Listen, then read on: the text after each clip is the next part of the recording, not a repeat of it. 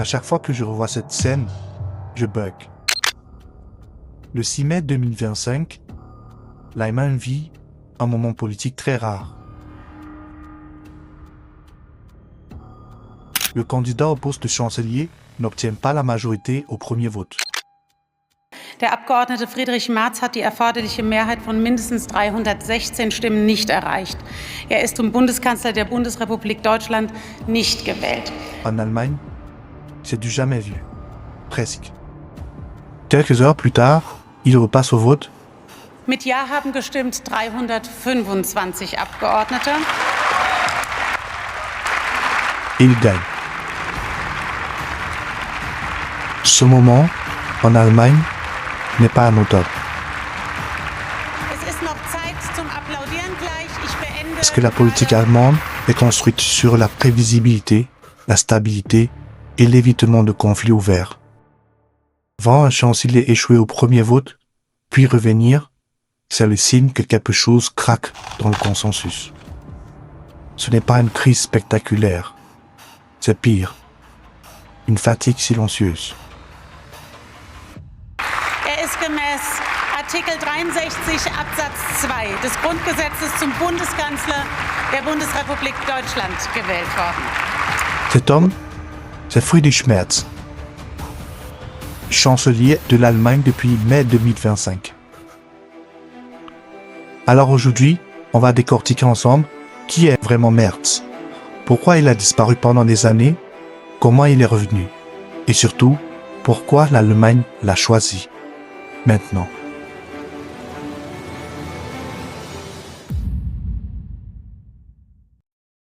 L'Allemagne moderne a été construite sur une peur, celle de l'instabilité.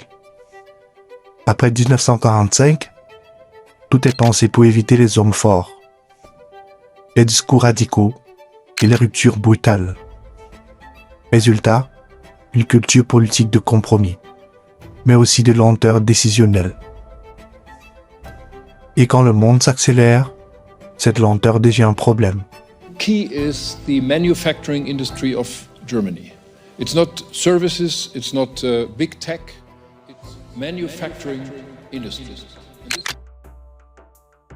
Merz n'est pas un nouveau venu. Avocat, CDO depuis sa jeunesse, il connaît la machine politique depuis longtemps. Et pourtant, une question se pose. Pourquoi lui? Maintenant. Crise économique, tension géopolitique, fatigue démocratique. Merz arrive avec un message simple. On arrête de rêver, on gère la réalité.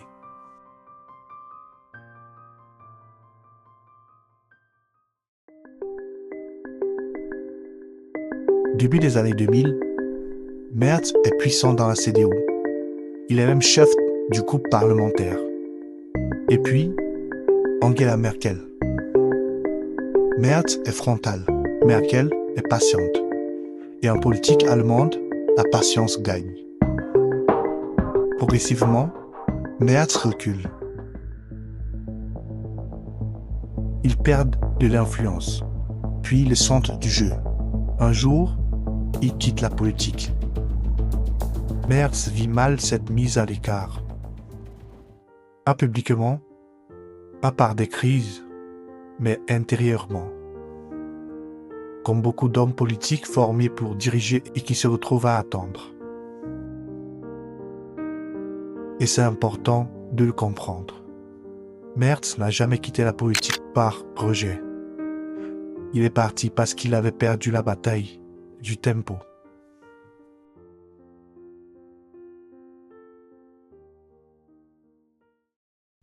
Mais il ne disparaît pas. Il va là où se trouve l'autre pouvoir, l'économie. Le monde économique lui apprend quelque chose de fondamental. Le pouvoir ne se justifie pas, il s'exerce. Dans les conseils d'administration, il n'y a pas de débat idéologique interminable. Il y a des décisions, des gagnants et des perdants.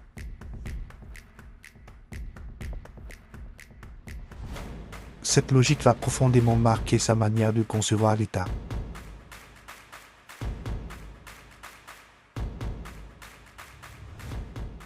Peu à peu, son image change. Merz devient, pour beaucoup, le symbole des élites.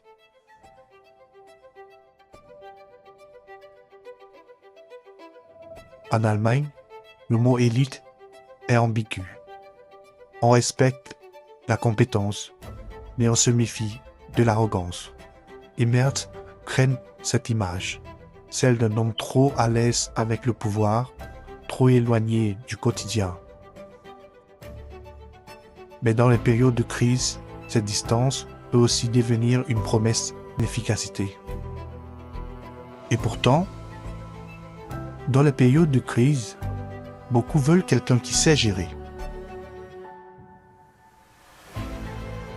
Après le départ de Merkel, la CDU cherche une identité.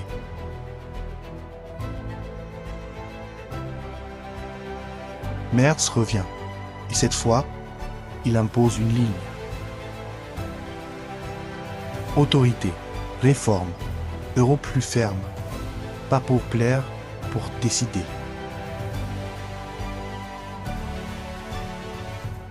L'Europe de Merz n'est pas une Europe sentimentale.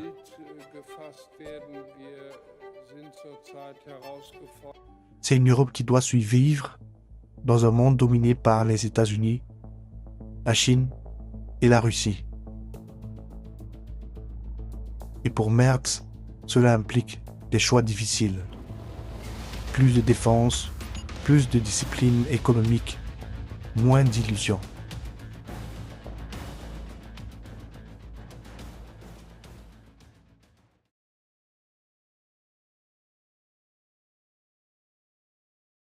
Le 6 mai 2025, Merz échoue au premier vote.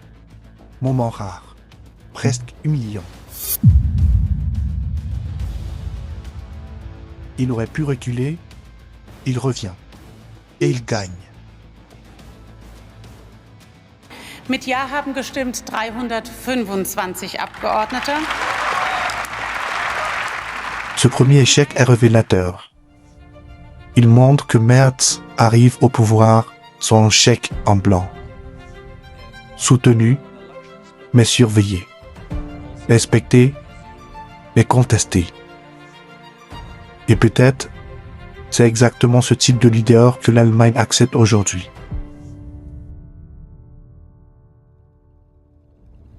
Merz n'est pas un chancelier lyrique. C'est un chancelier du réel. Un monde plus dur, des choix plus tranchés. On peut aimer ou détester Merz, mais la vraie question n'est pas « qui est-il ?» La vraie question c'est « qu'est-ce qui a rendu Merz possible ?» L'histoire politique montre une chose.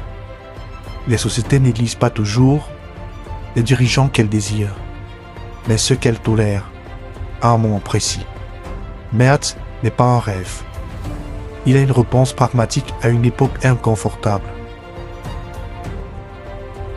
Parce qu'un homme au sommet n'est jamais seul, il est toujours le produit d'une époque.